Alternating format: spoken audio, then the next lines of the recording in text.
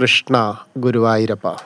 ഇന്ന് നമ്മൾ പറയാൻ പോകുന്നത് തിരുവനന്തപുരത്തെ വളരെ പ്രാധാന്യമുള്ള ശ്രീ പത്മനാഭസ്വാമി ക്ഷേത്രത്തിലെ രഹസ്യങ്ങളും അറിയപ്പെടുന്ന രഹസ്യങ്ങളും അറിയപ്പെടാത്ത രഹസ്യങ്ങളും ഒരുപാട് രഹസ്യങ്ങളുടെ നിഗൂഢതകളുള്ള സ്ഥലമാണ് ശ്രീ പത്മനാഭസ്വാമി ക്ഷേത്രം. അറിയാലോ, നിലവറകളും സ്വർണങ്ങളും വെള്ളികളൊക്കെ ആയിട്ടുള്ള കാര്യങ്ങൾ, വിലമതിക്കാനാവാത്ത നിധി ശേഖരത്തിൻ്റെ കാര്യമൊക്കെ എല്ലാവരും അറിയാം.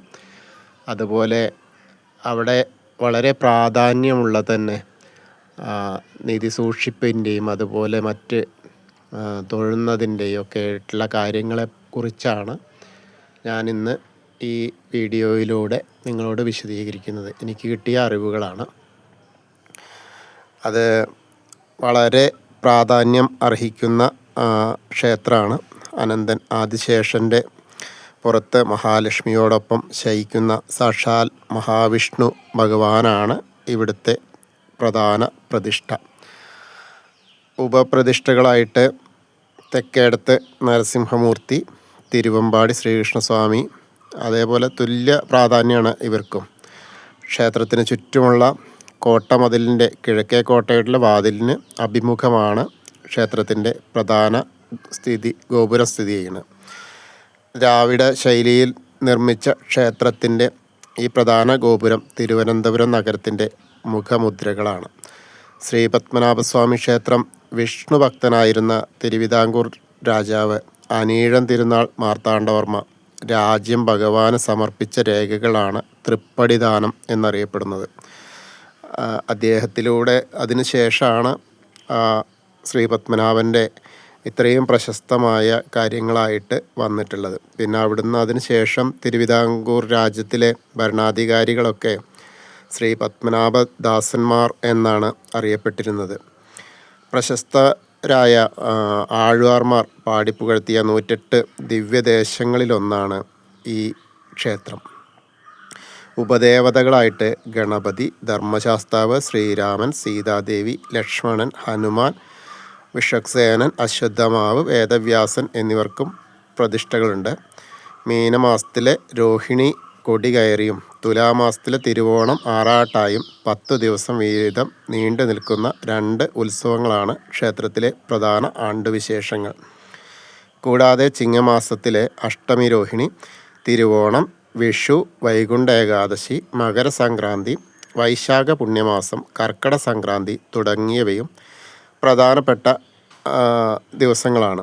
6 വർഷത്തിലൊരിക്കൽ പ്രശസ്തരായ വേദപണ്ഡിതന്മാരുടെ വക മുറജപവും ഇവിടെ നടത്താറുണ്ട്. തിരുവിതാംകൂർ രാജകുടുംബാംഗങ്ങൾ നടത്തുന്ന ട്രസ്റ്റാണ്, അതായത് ഇപ്പോൾ സർക്കാരും കൂടി ഉൾപ്പെട്ട ട്രസ്റ്റാണ് ഭരണം നടത്തുന്നത്. ക്ഷേത്ര ഉൽപ്പത്തിയെ പറ്റിയിട്ട് പറഞ്ഞു കേൾക്കുന്നത് ദിവാകരമുനിയുടെയും വില്യമംഗലത്ത് സ്വാമിയുടെയും കഥകൾ പറഞ്ഞു കേൾക്കുന്നുണ്ട്. ഐതിഹ്യമാണെങ്കിൽ പത്മനാഭസ്വാമി ക്ഷേത്ര ഉൽപ്പത്തിക്ക് കാരണക്കാരി പെരുമാട്ടുകാളിയുടെ ആണ്. പെരുമാട്ടുകാളിയുടെ കഥ യഥാർത്ഥത്തിൽ ചരിത്ര സത്യമാണ്. ചരിത്ര അന്വേഷകർ എത്തിച്ചേരുന്നതും ആ വഴിക്ക് തന്നെ. സ്റ്റേറ്റ് മാനുവലും കാസ്റ്റ് ട്രൈബ്സിലും തിരുവിതാംകൂർ സെൻസസ് റിപ്പോർട്ടിലൊക്കെ മഹാദേവ ദേശായിയുടെ കേരള ചരിത്രത്തിലും വളരെ വ്യക്തമായിട്ട് തന്നെ പെരുമാട്ടുകാളിയെ കുറിച്ച് രേഖപ്പെടുത്തിയിട്ടുണ്ട്. പെരുമാട്ടുകാളിയും ശ്രീ പത്മനാഭസ്വാമി ക്ഷേത്ര ഉൽപ്പത്തിയും തമ്മിൽ അഭേദ്യമായ ബന്ധമാണ് ചരിത്ര രേഖകളിലുള്ളത്. നാഗമയ്യരുടെ ദി ട്രാവൻകൂർ സ്റ്റേറ്റ് മാനുവൽ ഇങ്ങനെ പറയുന്നുണ്ട്. എല്ലാറ്റിലും പെരുമാട്ടുകാളിയെ പറ്റിയിട്ട് പറയുന്നുണ്ട്. അതേസമയം അതായത് ശ്രീ പത്മനാഭസ്വാമി ക്ഷേത്രത്തിലെ പ്രതിഷ്ഠയ്ക്ക് ആദ്യ നിവേദ്യം ഒരു പുലയ സ്ത്രീയാണ് കൊടുത്തത് എന്നാണ് ചിരട്ടയിൽ കൊടുത്ത മാമ്പഴം എന്ന് പറഞ്ഞു കാണുന്നുണ്ട്.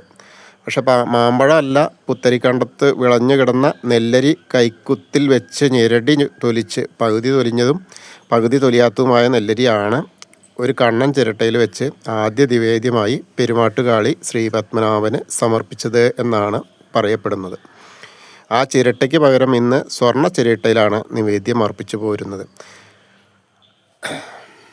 ക്ഷേത്ര മതിലകം രേഖകളിൽ പറയുന്നത്, അതായത് കൊട്ടാര മതിലകം രേഖകളിൽ പറയുന്നത് ശ്രീ പത്മനാഭസ്വാമി ക്ഷേത്രം തുളു സന്യാസിയായ ദിവാകര മുനിയാൽ കലിയുഗാരംഭത്തിൽ 900കളിൽ പ്രതിഷ്ഠിതമായതാണെന്ന്.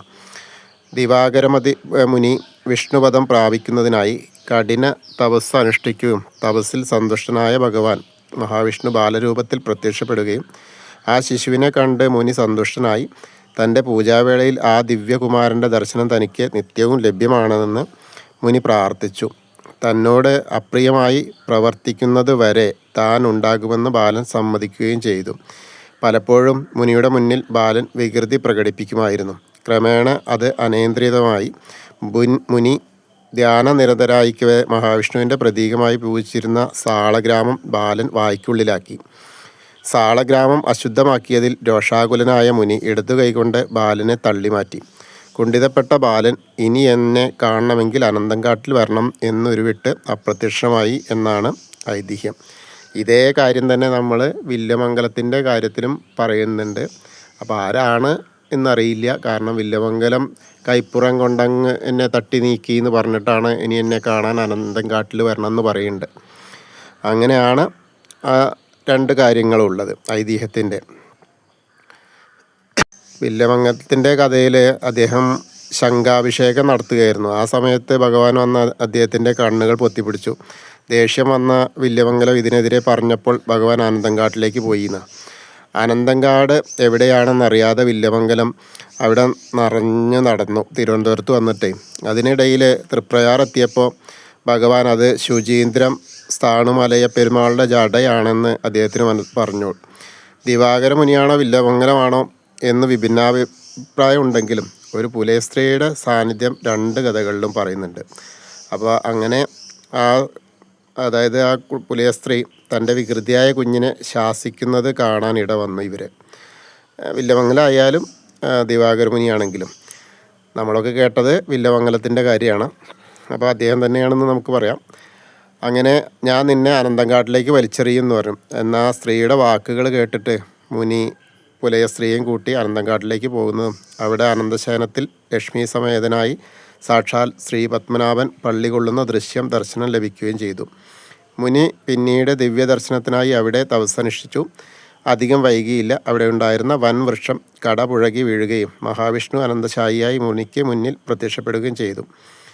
ഭഗവാന്റെ ശിരസ് തിരുവല്ലത്തും പാദങ്ങൾ തൃപ്പാപ്പൂരും ഓരോ ഭാഗം തിരുവനന്തപുരത്തുമായി കാണപ്പെട്ടു.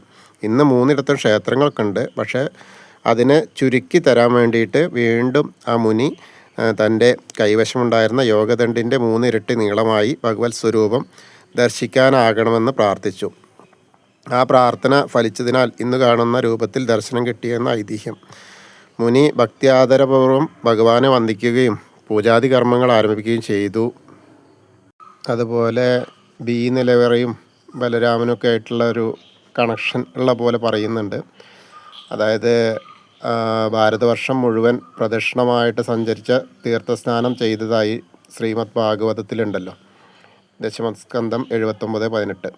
കന്യാകുമാരിയിൽ നിന്ന് പുറപ്പെട്ട അദ്ദേഹം വിഷ്ണു സാന്നിധ്യമുള്ള തിരുവനന്തപുരത്ത് വന്ന് പത്മതീർത്ഥക്കരയിൽ സ്നാനം ചെയ്ത് പശുക്കളെ ദാനം ചെയ്തു എന്ന് പുരാണം വിവരിക്കുന്നുണ്ട്. ഭഗവാൻ ബലരാമൻ്റെ ആഗമനവുമായി ബന്ധപ്പെട്ട് ശ്രീ പത്മനാഭസ്വാമി ക്ഷേത്രത്തിൽ പ്രചാരമുള്ള കഥ പ്രകാരമാണ്. ദ്വാപരയുഗത്തിൽ തന്നെ തിരുവനന്തപുരത്ത് പത്മനാഭസ്വാമി സാന്നിധ്യമുണ്ടായിരുന്നെങ്കിലും ഇവിടെ പത്മനാഭ വിഗ്രഹമോ ക്ഷേത്രമോ ഇല്ലായിരുന്നു. തിരുവനന്തപുരം അന്ന് അനന്തകാട് എന്ന വനമായിരുന്നു. വനത്തിനുള്ളിലാണ് പത്മതീർത്ഥക്കുളം സ്ഥിതി ചെയ്തിരുന്നത്. പത്മതീർത്ഥത്തിൽ സ്നാനം ചെയ്ത ശേഷം ബലരാമൻ കുളക്കരയിൽ വെച്ച് ഗോദാനം ചെയ്തു. വളരെ കാലമായി ബലരാമൻ്റെ ആഗമനം കാത്തിരുന്ന ദേവന്മാരും സിദ്ധന്മാരും മുനികളും അദ്ദേഹത്തെ കാണാനെത്തി. അവരെ ആലിംഗനം ചെയ്ത് സ്വീകരിച്ച ഭഗവാൻ വേണ്ട വരം ചോദിക്കാമെന്ന് പറഞ്ഞു. അപ്പോൾ സാമ്രാജ്യമോ സ്വർഗമോ എന്നും വേണ്ട, സാക്ഷാൽ വൈകുണ്ഠം പോലും വേണ്ട. ആ മഹാഭാഗവതന്മാർ തങ്ങൾക്ക് ഭഗവത് ദർശനം ലഭിച്ച പത്മതീർത്ഥക്കരയിൽ ഭഗവാനെ മാത്രം സ്മരിച്ചും നാമസങ്കീർത്തനം ചെയ്തും കഴിയാനാണ് മോഹമെന്നും പറഞ്ഞു. അങ്ങനെ ആകട്ടെ എന്ന് ബലരാമൻ പറഞ്ഞു. ബലരാമൻ ഗോദാനം ചെയ്ത സ്ഥാനത്താണ് എന്നും ഐശ്വര്യം ഉണ്ടാവും എന്നുള്ളത് കാരണം ശ്രീ പത്മനാഭസ്വാമി ക്ഷേത്രത്തിലെ ചുറ്റമ്പലത്തിൻ്റെ തെക്ക് പടിഞ്ഞാറ് ഭാഗം സ്ഥിതി ചെയ്യുന്നത്. ഈ ഭാഗമാണ് മഹാഭാരതക്കോൺ എന്നാണ് അറിയപ്പെടുന്നത്. എ നിലവറയും ബി നിലവറയും സ്ഥിതി ചെയ്യുന്നത് മഹാഭാരതക്കോണിലാണ്.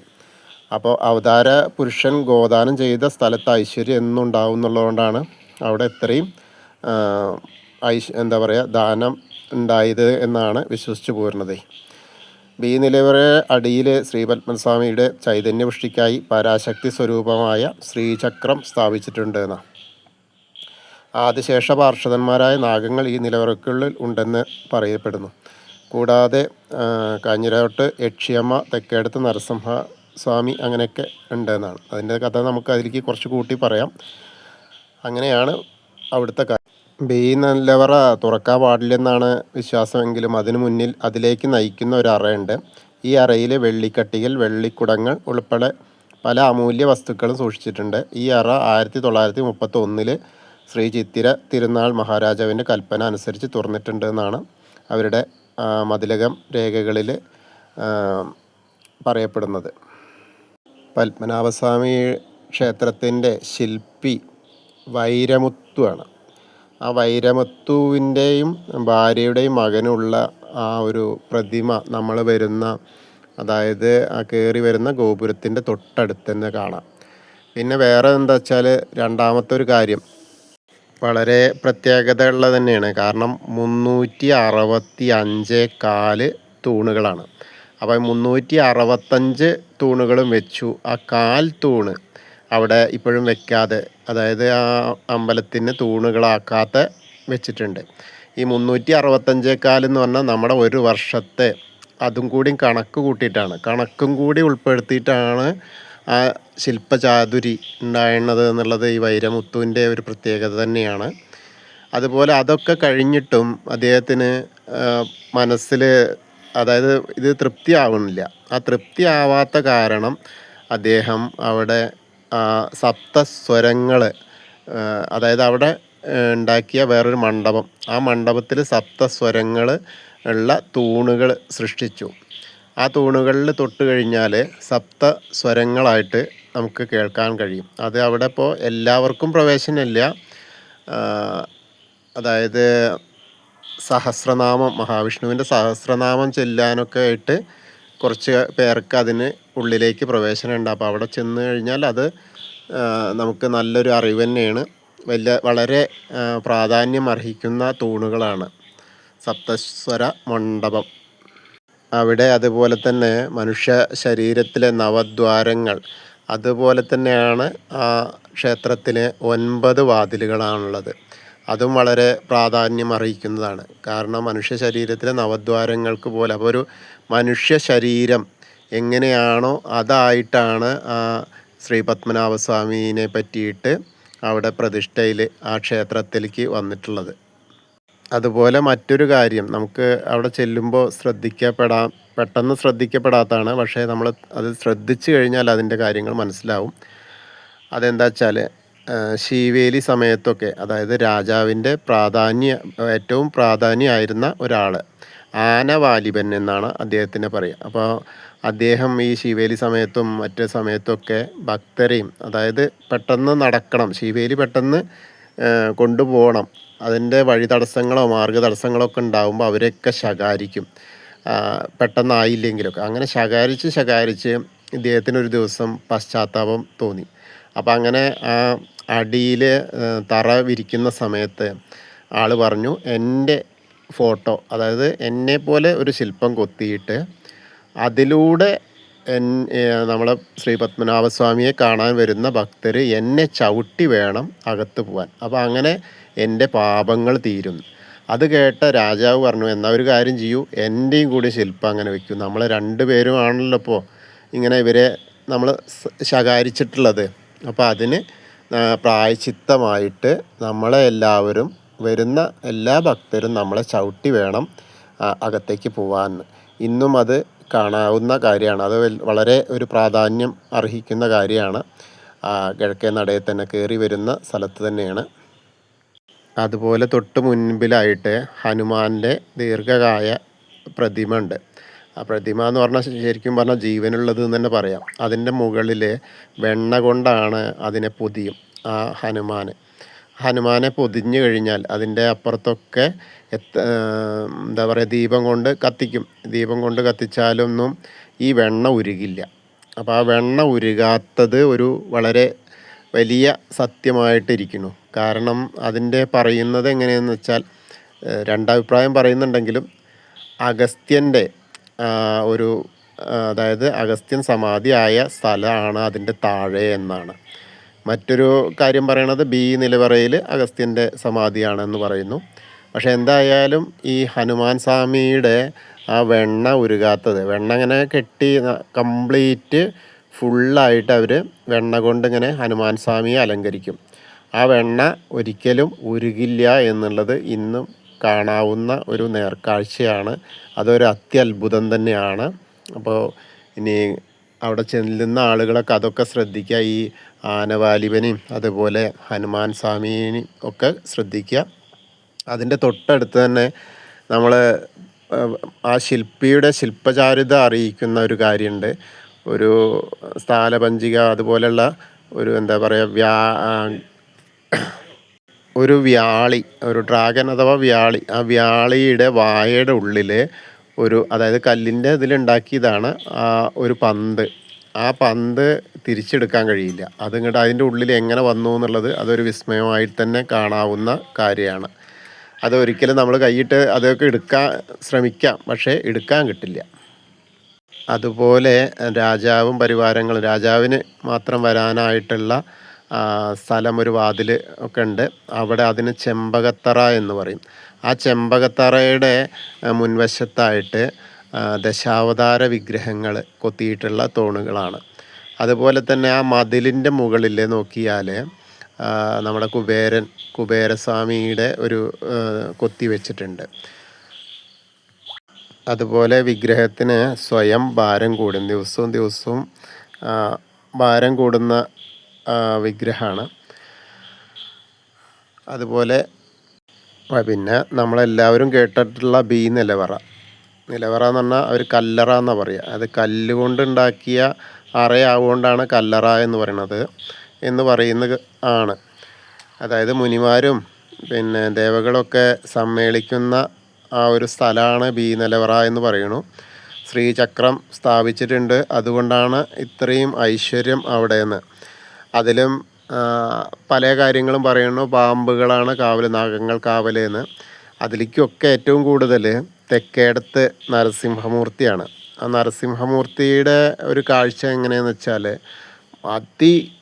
എന്താ പറയുക, വളരെയധികം ശക്തമായിട്ടുള്ള ആളാണ്. അപ്പോൾ അദ്ദേഹത്തിൻ്റെ ആ ശക്തിയെ കുറയ്ക്കാനായിട്ട് അദ്ദേഹത്തിൻ്റെ ഒരു കയ്യിൽ 4 വിരലുകൾ ഇല്ല, ഒരു വിരലേ ഉള്ളൂ. അല്ലെങ്കിൽ 4 വിരലും കൂടി ഉണ്ടെങ്കിൽ മുഴുവൻ ശക്തി ശ്രീപത്മനാഭസ്വാമിയെക്കാട്ടിലൊക്കെ ആയി അപ്പോഴേ മറുപടി കൊടുക്കുന്ന തരത്തിലാവും. അത്രയും അവരെ മനുഷ്യന്മാർക്ക് പൂജിച്ച് നിൽക്കാൻ കഴിയാത്ത ഒരവസ്ഥ സംജാതമാകുന്ന ഒരു കാര്യമായതുകൊണ്ടാണ് ഈ 4 വിരലുകൾ മുറിച്ച് മാറ്റപ്പെട്ടിട്ടുള്ളത്. അതുപോലെ അവിടുന്ന് നമ്മൾ പുറത്തിറങ്ങിയിട്ട് നരസിംഹസ്വാമിയുടെ അവിടുന്ന് ഇങ്ങോട്ട് പുറത്തിറങ്ങിയാൽ മറ്റൊരു നരസിംഹസ്വാമിയുടെ ഒരു ഇതുണ്ട്. അതായത് വരച്ചതാണ്. പക്ഷെ ആ വരയ്ക്കലിനൊരു പ്രത്യേകത ഉണ്ട്. നമ്മൾ ഏത് ഭാഗത്ത് നിന്ന് നോക്കിയാലും ആ നരസിംഹത്തിൻ്റെ രൂപം, നരസിംഹസ്വാമി നമ്മളെ നോക്കുന്നതായിട്ടാണ്. ആ നോക്കുന്നതിൻ്റെ ഒരു അർത്ഥം എന്താണെന്ന് വെച്ചാൽ അവിടെ നിധിയുണ്ട്. അപ്പോൾ ആ നിധിക്ക് കാവലായിട്ടാണ് നരസിംഹസ്വാമി ഇരിക്കുന്നത്. അതുകൊണ്ടാണ് നമ്മൾ എവിടെ ചെന്നിട്ട് അങ്ങോട്ട് നോക്കിയാൽ നമ്മളെ തിരിച്ചു നോക്കുന്ന തരത്തിലാണ്. അതും വിപുലമായ തരത്തിലുള്ള, അതായത് വളരെ ക്രൗര്യമുള്ള കണ്ണുകളാണ്. ആ കണ്ണുകളിൽ നിന്ന് അത്രയ്ക്കും ഒരു അത്രയും ആജ്ഞാശക്തിയുള്ള കണ്ണുകളാണ്. അതുപോലെ തന്നെയാണ് അടുത്ത യക്ഷിയമ്മ, കള്ളിയങ്കാട്ട് നീലി എന്ന യക്ഷിയമ്മയുടെ ആ ഒരു സംരക്ഷണയിലാണ് ആ ബി നിലവറയും മറ്റു കാര്യങ്ങളും ഇരിക്കുന്നത് എന്ന്. പിന്നെ പറയപ്പെടുന്നത് എന്താ വെച്ചാൽ 2011 CCTV വെച്ച സമയത്ത് ഒരു ദിവസം ഇവർ രാത്രി ചെക്ക് ചെയ്തപ്പോൾ ഒരു വെളുത്ത സ്ത്രീരൂപം അവിടെ കാണുകയും ഈ ചെക്ക് ചെയ്ത ആൾക്ക് പിന്നീട് പനിയായിട്ട് ആകെ ബുദ്ധിമുട്ടാവുക ചെയ്തു എന്നാണ്. കാരണം അവിടെ ആ സ്ത്രീ സാന്നിധ്യം ഉണ്ട് എന്ന്, അതായത് യക്ഷിയുടെ സാന്നിധ്യം അവിടെ ഉണ്ട് എന്ന് പറഞ്ഞു കേൾക്കുന്നുണ്ട്. അയാളത് കണ്ടതിന് ശേഷം ഈ പനിയും ഇതൊക്കെ ആയി പിന്നീട് വന്ന ആളുകൾ നോക്കിയപ്പോൾ അത് കണ്ടതില്ലേനി. അപ്പോൾ ഒരുപാട് ശക്തി ഉള്ള ആ സ്ഥലമാണ് അവിടെ. അതുകൊണ്ടാണ് ഇത്രയും കോടിക്കണക്കിന്, എന്താ പറയുക, ലക്ഷം കോടികൾ വരെ എണ്ണിയ സാമ്പത്തിക സ്ഥിതിയായി. അപ്പോൾ ഇനി ബാക്കിയും കൂടി നോക്കിയാൽ എത്ര കണ്ടെത്തും എന്ന് ശരിക്കും നമ്മളെ ഇന്ത്യയിലുള്ള മൊത്തം സ്വത്തുക്കളെക്കാട്ടിലും ഉപരി ഉണ്ടാവും എന്ന് തോന്നുന്നു. എന്തായാലും ആ ശ്രീ പത്മനാഭസ്വാമിയുടെ സ്വത്താണ് അത്, എന്നും അവിടെ ഇരിക്കട്ടെ, ഒരു മുടക്കും ഇല്ലാതെ എന്നുള്ളത് നമുക്ക് പ്രാർത്ഥിക്കാം. അതുപോലെ മറ്റൊരു ഐതിഹ്യം അവിടെ പറയുന്നത്, ഭഗവാന്റെ തൃപ്പാദത്തിന് ചുവട്ടിൽ പാർവതീദേവിയുടെ ഇതിൻ്റെ അടുത്ത് തന്നെ ഭഗവാന്റെ തൃപ്പാദത്തിന് ചുവട്ടിലായിട്ട് ഗൗളികൾ ഉണ്ട്, സ്വർണ്ണ ഗൗളികൾ. അത് വാതിലുണ്ട്, ആ തൃപ്പാദത്തിൻ്റെ ചുവട്ടിലൊരു വാതിലുണ്ട്. അപ്പോൾ അവിടെ ചെന്ന് തൊട്ട് നെറുകിൽ വെക്കണം എന്നാണ്. ആ നെറുകിൽ വെക്കുന്നതിൻ്റെ കാരണം എന്താണെന്ന് വെച്ചാൽ, അതായത് ഒരു മുനിയോട് പൂജയ്ക്ക് വേണ്ടിയിട്ട് പുഷ്പങ്ങൾ കൊണ്ടേ കൊടുക്കുമായിരുന്നു. 2 ശിഷ്യന്മാരായിരുന്നു, ശങ്കരനും ലിഖിതനും. ഈ 2 പേരാണ് ആ പല്ലികളായിട്ടുള്ളത് എന്നാണ് പറയപ്പെടുന്നത്. അപ്പോൾ ഒരു ദിവസം പൂജയ്ക്ക് പുഷ്പങ്ങൾ കൊണ്ടേ കൊടുക്കുമ്പോൾ 2 ഗൗളികൾ ഉണ്ടായിത്രേ അതിൽ. അപ്പോൾ മുനിമാരൊക്കെ ആരാന്നറിയില്ല, ദുർവാസാവാണോ, അത്രയും പെട്ടെന്ന് കോപം വരുന്ന ആളാണ്. അദ്ദേഹം വേറെ ഒന്നും നോക്കിയില്ല, ഈ 2 ശിഷ്യരെയും ശപിച്ചു, നിങ്ങൾ ഇനി ഗൗളികളായിട്ട് തീരട്ടെ എന്ന്. അപ്പോൾ അവർ ശാപമോക്ഷത്തിന് ചോദിച്ചപ്പോൾ ശ്രീ പത്മനാഭസ്വാമിയുടെ പാദത്തിൽ അവിടെ പോയി നിൽക്കുക. അവിടെ പോയിട്ട് അവർ ആ സ്വർണ്ണ ഇതാവുമ്പോൾ ഭക്തർ ചെന്നിട്ട്, അതായത് നമ്മൾ ചെന്നിട്ട് അവിടെ കൈ വെച്ച് അവരെ തൊട്ട് തലോടി പ്രാർത്ഥിക്കുമ്പോൾ അവർക്ക് മോക്ഷം വരുന്നതാണ്. അപ്പോൾ നമ്മളൊക്കെ ചെന്ന് അവിടെ ഇപ്പോൾ മോക്ഷം കിട്ടിയോ ഇല്ലയെന്ന് അറിയില്ല, എന്നാലും നമ്മളത് ചെയ്തുകൊണ്ടിരിക്കുക. അവിടെ ചെല്ലുമ്പോൾ ആ സ്വർണ്ണ വാതിൽ കാണാം. അവിടെ ചെന്നിട്ട് വാതിലിലെ ആ ഗൗളികളെ തൊട്ട് തലോടുക എന്നുള്ളത് ഒരു പ്രധാന കടമ തന്നെയാണ് നമുക്ക്. അതുപോലെ തന്നെ നിലവറയ്ക്ക് തൊട്ട് അടുത്തുള്ള ഒരു അനന്തശായിയായ ഒരു വിഗ്രഹമുണ്ട്. അനന്തശയനത്തിൻ്റെ ഒരു പെയിൻറ്റിങ് ഉണ്ട്. ആ പെയിൻറ്റിങ് ചാലയിൽ കാളഹസ്തി എന്ന് പറയുന്ന ഒരു ബ്രാഹ്മണനാണ് വരച്ച ചിത്രമാണ്. അതിന് ഓപ്പോസിറ്റായിട്ട് അശ്വാരൂഢ പാർവതി, ആ പാർവതിക്കും വളരെ പ്രാധാന്യമുണ്ട്. അവിടെ എങ്ങനെയെന്ന് വെച്ചാൽ, അവിവാഹിതരായ പുരുഷന്മാർ ചെന്ന് പ്രാർത്ഥിച്ചാൽ നല്ല വധുവിനെ കിട്ടും എന്നാണ്, നല്ല ഭാര്യയെ കിട്ടും. അതിന് ഏറ്റവും കൂടുതൽ ഒരുപാട് ഉദാഹരണങ്ങൾ അവിടെ തന്നെ ഉണ്ടെന്നാണ് അവിടുന്ന് നമുക്ക് അറിയാൻ കഴിഞ്ഞത്. അതൊരു ഐതിഹ്യം തന്നെയാണ്. കല്യാണം നടക്കാത്ത ആളുകൾ ചെന്നിട്ട് പ്രാർത്ഥിച്ചതിന് ശേഷം അവർക്ക് നല്ല വധുവിനെ കിട്ടി എന്നുള്ളത് അവിടെ നിന്നുള്ള ആളുകൾ സാക്ഷ്യപ്പെടുത്തുന്നുണ്ട്. അതുപോലെ അനന്തപത്മനാഭസ്വാമിയുടെ ഒറിജിനൽ 18 അടിയാണ്. 18 അടി 3 റൂമുകളിലായിട്ട്, ആദ്യം പാദം, പിന്നെ നടുക്ക്, അത് കഴിഞ്ഞ് ശിരസ് ഉള്ള ഭാഗം. ഈ 18 അടിയിൽ ശ്രീ പത്മനാഭസ്വാമിയുടെ ഒരു പ്രത്യേകത എന്താ വെച്ചാൽ, അനന്തശായിയായ വിഗ്രഹത്തിന് 18 അടി നീളമാണ്. 12,008 സാളഗ്രാമങ്ങളാണ്. വിശേഷവിധിയായ കടും ശർക്കര യോഗക്കൂട്ടിലാണ് പ്രതിഷ്ഠ. അഭിഷേകങ്ങൾ നടത്താറില്ല. പ്രത്യേക പുഷ്പങ്ങൾ കൊണ്ട് അർച്ചന നടത്തും. നിർമാല്യ മാറ്റപ്പെടാനാണ് മയിൽപ്പീലി കൊണ്ട് 3 വാതിലുകളാണ്. 3 വാതിലുകളിൽ, അതായത് കാല്, നടു, ശിരസ്, അതിന് ഭൂതകാലം, വർത്തമാനകാലം, ഭാവി കാലം എന്ന 3 സങ്കല്പങ്ങളാണ്. അതുപോലെ തന്നെ അനന്തൻ 5 തലകൾ പഞ്ചഭൂതങ്ങളെ പ്രതിനിധീകരിക്കുകയാണ്. അനന്തൻ്റെ 3 ചുരുളുകളാണ് സത്യം, രജ, തമോ ഗുണങ്ങൾ. ഇതെല്ലാം ഒത്തിണങ്ങിയിട്ടുള്ളതാണ് ആ ശ്രീ പത്മനാഭസ്വാമിയുടെ ശ്രീകോവിലിൻ്റെ അകത്തെ കാര്യങ്ങൾ. അതും വളരെ പ്രശസ്തമാണ്. അതുപോലെ ആദ്യം മഹാവിഷ്ണുവിൻ്റെ അനന്തശായിയായ വിഗ്രഹം ഉണ്ടാക്കിയിരുന്നത് അവിടെ നമ്മുടെ ക്ഷേത്രത്തിൽ നമുക്ക് കാണാൻ കഴിയും ഇപ്പോഴും, ഇലിപ്പമരം. ഈ ഇലിപ്പമരം എന്ന് പറഞ്ഞാൽ മറ്റെവിടെയും കാണാൻ അത്യപൂർവമായിട്ടുള്ള മരമാണ്. ആ മരം ഇന്നും അവിടെ അതിൻ്റെ ഒരു ചെറിയ തെയ്യ് കാണാൻ കഴിയും. ആ ഇലിപ്പ മരം കൊണ്ടായിരുന്നു മഹാവിഷ്ണുവിൻ്റെ ആ വിഗ്രഹം കൊത്തിയുണ്ടാക്കിയിരുന്നതെന്നാണ് പറയപ്പെടുന്നത്. അതുപോലെ തന്നെ ഏറ്റവും പ്രധാനപ്പെട്ട ഒരു കാര്യം എന്താ വെച്ചാൽ ക്ഷേത്രത്തിലെ ഭദ്രദീപം. ആ ഭദ്രദീപത്തിനെ പറ്റിയിട്ട് ഒരു കഥ തന്നെയുണ്ട്. കഥ എന്ന് പറഞ്ഞാൽ ആ ദീപം ഇരിക്കുന്ന സ്ഥലത്ത് ഏറ്റവും കൂടുതൽ സമ്പത്ത് അഭിവൃദ്ധി പെടുന്നുള്ളതാണ്. അത് മുൻപ് വള്ളുവനാട്ടിലെ ഒരു രാജാവിൻ്റെ അടുത്തായിരുന്നു.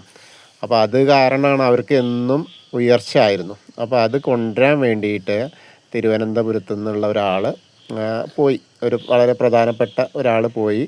അങ്ങനെ അതായത് ഒരു പൊട്ടൻ, ഒരു ഭ്രാന്തൻ്റെ പോലെ പോയിട്ട് അവിടെ ഒരുപാട് കാലം ക്ഷേത്രത്തിൻ്റെ ഇങ്ങനെ താമസിച്ചു. കൊട്ടാരത്തിൻ്റെ വകയായ ക്ഷേത്രത്തിനടുത്ത് ഇങ്ങനെ താമസിച്ചു. അപ്പോൾ എന്നും ചെല്ലും. എന്നും ചെന്നിട്ട് ഇവരുടെ അടുത്ത് പറയും, ഓരോ കാര്യങ്ങൾ ചോദിക്കും. അതെടുക്കട്ടെ, ഇതെടുക്കട്ടെ, തൂണെടുക്കട്ടെ, അതെടുക്കട്ടെ എന്നൊക്കെ ഇങ്ങനെ ചോദിക്കും. അങ്ങനെ ചോദിക്കുമ്പോൾ ഇവർക്ക് മനസ്സിലായി ഇതൊരു പൊട്ടനാണല്ലോ. അപ്പോൾ അങ്ങനെ വേണ്ടത് ഭക്ഷണമൊക്കെ കൊടുക്കും. അങ്ങനെ കുറേ കാലം അങ്ങനെ ചോദിച്ചു. അങ്ങനെ ചോദിച്ചപ്പോൾ ഈ ഭദ്രദീപം കണ്ടപ്പോൾ ഈ ഭദ്രദീപം തരുമോ, ഭദ്രദീപം തരുമോ. അപ്പോൾ ആദ്യം പറഞ്ഞു അതൊന്നും അങ്ങനെ തരില്ല എന്ന്. അപ്പോൾ ഇയാൾ പൊട്ടനാണെന്നുള്ളത് മനസ്സിലായി അവർക്ക്. അപ്പോൾ അവർ പറഞ്ഞു ഒരു സമയത്ത് ഒരുപാട് കാലം കേട്ടോ, ഒരു ദിവസമോ 2 ദിവസമോ 10 ദിവസമോ ഒരു മാസമോ അല്ല, കാലങ്ങളങ്ങനെ നിന്നപ്പോൾ അതിന് ശേഷം പറഞ്ഞു, അതായത് ഈ ഭദ്രദീപം കൊണ്ടുവരണമെങ്കിൽ അതിൻ്റെ ഉടമസ്ഥൻ ആരാണോ അത് കൈയാളുന്നത് അദ്ദേഹം അറിഞ്ഞു കൊടുക്കണമെന്നാണ്, കൊണ്ടുവരാനുള്ള അനുവാദം കൊടുക്കണമെന്നാണ്. അങ്ങനെ ആ സമയത്താണ് സന്തോഷത്തോടു കൂടി കൊടുത്താലാണ് അത് ഉപയോഗിക്കാൻ പറ്റുള്ളൂ, അല്ലെങ്കിൽ തല പൊട്ടിത്തെറിച്ച് പോകുന്നതാണ്. അപ്പോൾ ആ ആളുടെ അടുത്ത് നിന്ന് ഇവർ ദിവസവും ഇങ്ങനെ ചോദിക്കുകയാണ്, ഈ ഭദ്രദീപം ഞാൻ കൊണ്ടോട്ടെ എന്ന് ചോദിക്കും. അങ്ങനെ ഒരു ദിവസം ഈ ഉടമസ്ഥൻ പറഞ്ഞു, തമാശയായിട്ടാണ് പറഞ്ഞു, ആ ശരി കൊണ്ടുപോയിക്കോളൂ എന്ന്. അപ്പോൾ ഇയാൾക്ക് വളരെ സന്തോഷമായി, കൊണ്ടുപോയിക്കോളാൻ പറഞ്ഞല്ലോ, എന്നാൽ ശരി കേട്ടോ എന്ന് പറഞ്ഞിട്ട് ഇയാൾ രാത്രി അതെടുത്ത് കൊടുന്നു. അപ്പോൾ എന്താ വെച്ചാൽ കൊണ്ടുപോയിക്കോളാൻ പറഞ്ഞതാവുകൊണ്ട് ഇയാളുടെ തലയ്ക്കൊന്നും പ്രശ്നമായതുമില്ല. ഇന്നും ആ ഭദ്രദീപം ആ ക്ഷേത്രത്തിനകത്തുണ്ട് എന്നാണ് വിശ്വസിക്കുന്നത്. അതുകൊണ്ടാണ് ഇത്ര അധികം ആ ശ്രീചക്രവും ഭദ്രദീപവും ഒക്കെ അവിടെ ഇരിക്കുകൊണ്ടാണ് ശ്രീ പത്മനാഭസ്വാമി ക്ഷേത്രത്തിന് ഇത്രയധികം ശക്തിയും ധനസമ്പത്തും ഒക്കെ കൈവരിക്കാൻ ഭാഗ്യം വന്നത് എന്നാണ് പറയുന്നത്. അതുപോലെ ഗണപതിയുടെ അവിടേക്ക് വരുന്ന സ്ഥലത്ത് ഒരു കരിങ്കല്ല് കൊണ്ട് അതിൻ്റെ മുകളിൽ വലയൊക്കെ ഇട്ടിരിക്കുന്നത് കാണാം. അവിടെ നമ്മൾ ചെവി വെച്ച് നോക്കിയാൽ സമുദ്രം, കടൽ തിരയടിക്കുന്നതായിട്ട് നമുക്ക് കാണാം. അപ്പോൾ അവിടെയൊക്കെ ഓരോ ഭാഗത്ത് ഓരോന്നിട്ട് ഉറപ്പിച്ചിരിക്കുകയാണെന്നാണ്. ഇപ്പോൾ ഈ ബി നിലവറ തുറന്നാൽ പാലാഴി വന്നിട്ട് മൂടുമെന്നും പറയുന്നു, ഈ കടൽ കയറുമെന്നും പറയുന്നു. ഏതാണ് സത്യം എന്നറിയില്ല. എന്തായാലും അത്യാവശ്യം കാര്യങ്ങളൊക്കെ അവിടെ നടക്കുന്നതൊക്കെ സത്യസന്ധമായിട്ട് തന്നെയാണ് നമുക്ക് കാണാൻ പറ്റുന്നതൊക്കെ. പഴയകാല ശില്പചാതുര്യം, അവിടുത്തെ ഐശ്വര്യവും ഐതിഹ്യങ്ങളും ഒക്കെ വളരെ നല്ലൊരു ക്ഷേത്രമാണ്. അപ്പോൾ എല്ലാവർക്കും ആ ശ്രീ പത്മനാഭസ്വാമിയെ കണ്ട് തൊഴാനൊക്കെ ഉള്ള കാര്യങ്ങൾ നടക്കട്ടെ. അവിടെ വന്നാൽ ഇതൊക്കെ കാണാൻ ശ്രമിക്കുക.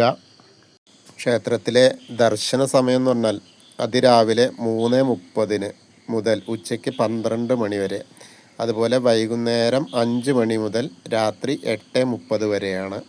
പിന്നെ അതേപോലെ തന്നെ 11 മണിയോടുകൂടി 11:30 പ്രസാദ ഊട്ട്, അവിടെ വരുന്ന ഭക്തർക്കെല്ലാം പ്രസാദ ഊട്ട് നൽകപ്പെടുന്നുണ്ട്. നല്ല സദ്യയാണ്.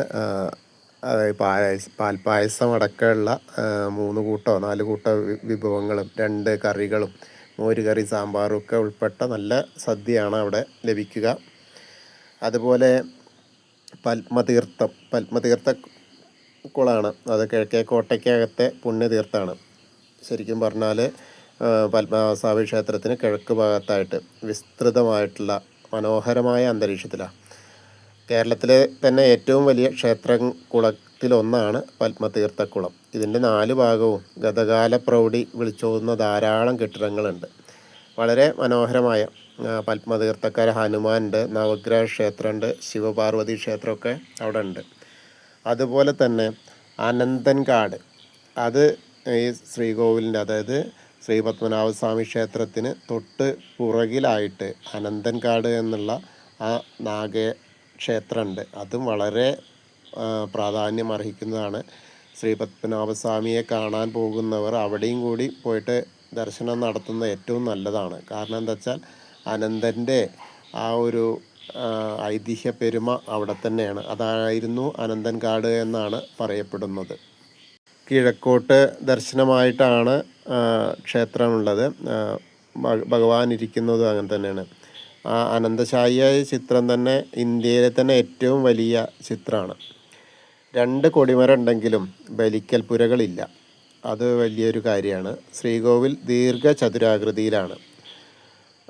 കടും ശർക്കര യുഗക്കോട്ട് കൊണ്ടൊക്കെ ഉള്ളതാവുകൊണ്ട് വലിയ 18 അടി നീളമുള്ള ഭഗവത് വിഗ്രഹം കിഴക്കോട്ട് ദർശനമായിട്ടാണ്.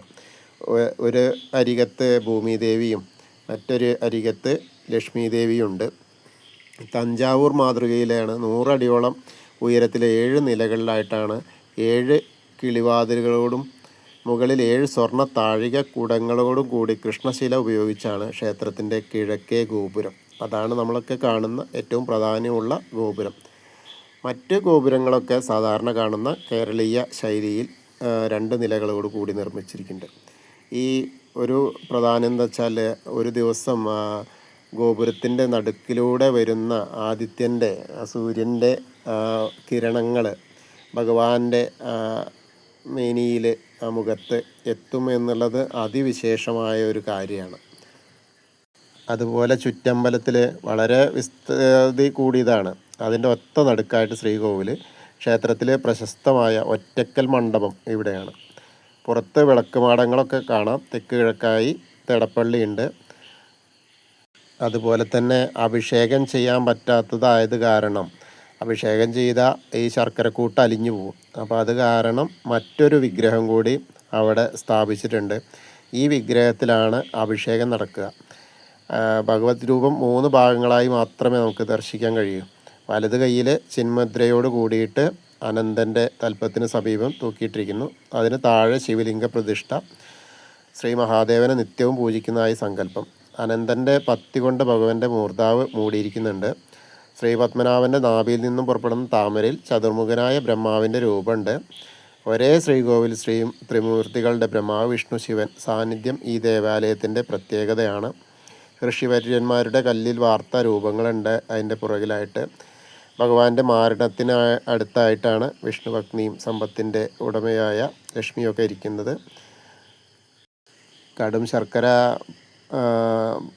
യോഗ പ്രതിഷ്ഠ എന്താ വെച്ചാൽ 12,008 സാളഗ്രാമങ്ങൾ അടക്കി വെച്ചിട്ട് അതിൻ്റെ ഏതാണ്ട് അഷ്ടബന്ധത്തിന് തുല്യമായ കടും ശർക്കര കൂട്ടുണ്ടാക്കിയിട്ട് അത് പുറമെ പൂശി ശരീര തുല്യമാക്കി തീർത്ത് അതിൽ ജീവവാഹനം ചെയ്താണ് ഇവിടുത്തെ കടും ശർക്കര യോഗ വിഗ്രഹം.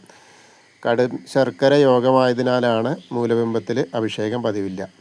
അതിന് പകരമായിട്ട് ഒറ്റക്കൽ മണ്ഡപത്തിലുള്ള അലങ്കാര വിഗ്രഹത്തിലാണ് നിത്യേന അഭിഷേകം നടത്തുക. അതുപോലെ ശ്രീകോവിൽ ശിവേലിക്ക് പുറത്തേക്ക് വരുമ്പോൾ നരസിംഹസ്വാമിയുടെ ആ ഒരു പ്രത്യേകത, അതായത് ശിവേലി സമയത്തും നരസിംഹസ്വാമിക്ക് ഏറ്റവും കൂടുതൽ ശക്തിയുള്ളതാണല്ലോ. അപ്പോൾ അത് കാരണം ആന സാധാരണഗതിയിൽ ശിവേലിക്ക് ആനപ്പുറത്തുള്ള ശിവേലി ഇല്ല. പതിവിന് മറ്റൊരു ദിവസം മാത്രം, ഉത്സവത്തിൻ്റെ സമയത്ത് മാത്രം ഒരു ദിവസം മാത്രം ആനയെ കൊണ്ടുവരുമെങ്കിലും ആനയും നരസിംഹസ്വാമിയും കൂടി നേരിട്ട് കാണില്ല. കാരണം കണ്ടാൽ അത്രയ്ക്കും ദേഷ്യരൂപത്തിലാണ് നരസിംഹസ്വാമി. അപ്പം അത് കാരണം ശിവേലി അങ്ങോട്ട് തിരിഞ്ഞതിന് ശേഷം മാത്രമാണ് ആന എഴുന്നള്ളിപ്പ് ഉണ്ടാവുക. അതും വളരെ പ്രാധാന്യമുള്ളൊരു കാര്യമാണ്. അതുപോലെ തന്നെ കിഴക്കേ ഗോപുരത്തിലെ ആദ്യത്തെ നിലയിൽ തന്നെ വിഷ്ണു ഭഗവാന്റെ ദശാവതാരങ്ങളായ മത്സ്യം, കൂർമ്മം, വരാഹം, നരസിംഹം, വാമനൻ, പരശുരാമൻ, ശ്രീരാമൻ, ബലരാമൻ, ശ്രീകൃഷ്ണൻ, കൽക്കി എന്നിവരുടെ ശില്പങ്ങളൊക്കെ അതിൻ്റെ ഉള്ളിലുണ്ട്. പിന്നെ വേറെ എന്താണെന്ന് വെച്ചാൽ ശിവേലിപ്പുര ഒറ്റക്കൽ മണ്ഡപവും. കിഴക്ക് ഭാഗത്തുള്ള ശിവേലിപ്പുരയ്ക്ക് തന്നെ ഏകദേശം 400 അടി നീളവും 200 അടി വീതിയുണ്ട്. കിഴക്കുള്ള തിരുമല എന്ന സ്ഥലത്ത് നിന്നും പൂജപ്പുര, കരമന, ജഗതി വഴി വളരെ ബുദ്ധിമുട്ടിയാണ് ഇതിനുള്ള കല്ലുകൾ കൊണ്ടുവന്നിട്ടുള്ളത്. അന്ന് 4000 ആശാരിമാരും 6000 തൊഴിലാളികളും 100 ആനകളും ചേർന്ന് 6 മാസം കൊണ്ടാണ് പണി പൂർത്തിയാക്കിയത് എന്ന് പറയപ്പെടുന്നുണ്ട്. ശീവേലിപ്പുരയിൽ 365 കരിക്കൽ തൂണുകളുണ്ട്. ഓരോ തൂണും ഒറ്റക്കൽ കൊണ്ടുണ്ടാക്കിയതാണ്. പ്രമുഖ നിർമ്മാണ വിദഗ്ധൻ തന്നെയാണ്. അപ്പോൾ ആ ഒരു വലിയൊരു കാര്യം തന്നെയാണത്. ആ ശീവേലിപ്പുര നിർമ്മിച്ചിരിക്കുന്നത് പ്രമുഖ നിർമ്മാണ വിദഗ്ധൻ അനന്ത പത്മനാഭൻ മൂത്താശാരിയാണ് നിർമ്മിക്കുന്നതിനുള്ള നേതൃത്വം നൽകിയത്. ഒറ്റക്കൽ മണ്ഡപം പേര് സൂചിപ്പിക്കുന്നത് പോലെ തന്നെ ഒരു കൂറ്റൻ കല്ലുകൊണ്ട് ഉണ്ടാക്കിയതാണ്. 20 അടി നീളവും 2.5 അടി വീതിയുമാണ് ഈ മണ്ഡപത്തിന്. അതുപോലെ തന്നെ നരസിംഹസ്വാമിയുടെ കോപം തണുപ്പിക്കാനായിട്ട് നിത്യേന നട തുറക്കുമ്പോൾ രാമായണം വായിച്ചിട്ടാണ് നട തുറക്കുക എന്നാണ്. കാരണം എന്താ വെച്ചാൽ അത്രയും കോപത്തിലിരിക്കുകയാണ്. അപ്പോൾ അത് കാരണം ആ കോപത്തെ ശമിപ്പിക്കാനായിട്ട് രാമായണം വായിച്ചിട്ടാണ് നട തുറക്കുക എന്നാണ് നരസിംഹസ്വാമിയുടെ. അപ്പോൾ എല്ലാവർക്കും ഒരുപാട് കാര്യങ്ങളുണ്ട്, ഇനിയും ഒരുപാട് കാര്യങ്ങൾ പറയാനുണ്ട്. വീഡിയോ വല്ലാതെ ലെങ്തായി പോവുകയാണ്. അതുകൊണ്ട് അത്യാവശ്യം വേണ്ട കാര്യങ്ങളൊക്കെ ഇതിൽ ഉൾപ്പെടുത്തിയിട്ടുണ്ട്. ഇനിയും ബാക്കി ഓരോ തൂണുകൾക്കും ഓരോ കഥകളുണ്ട്. അതൊക്കെ നമുക്കിനി അടുത്ത പ്രാവശ്യമായിട്ട് വരാം.